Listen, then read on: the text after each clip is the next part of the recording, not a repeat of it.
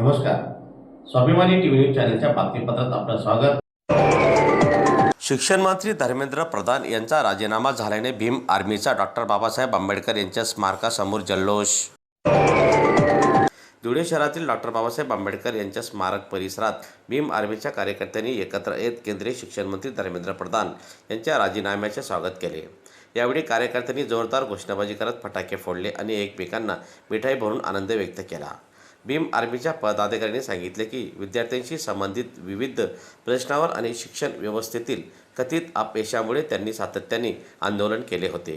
धर्मेंद्र प्रधान यांच्या राजीनाम्यामुळे विद्यार्थ्यांच्या आंदोलनाला न्याय मिळाल्याची भावना यावेळी व्यक्त करत जल्लोष साजरा करण्यात आला.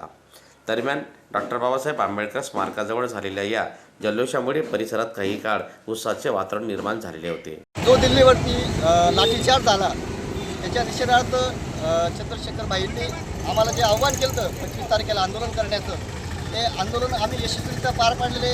आमची प्रथम मागणी होती की धर्मेंद्र प्रधान यांनी राजीनामा द्यावा. त्यांनी आज राजीनामा दिला आहे. हे आमचं भीम आर्मीचं खूप मोठं यश आहे. म्हणून आंबेडकरी एकजुटीचं बी खूप मोठं यश आहे.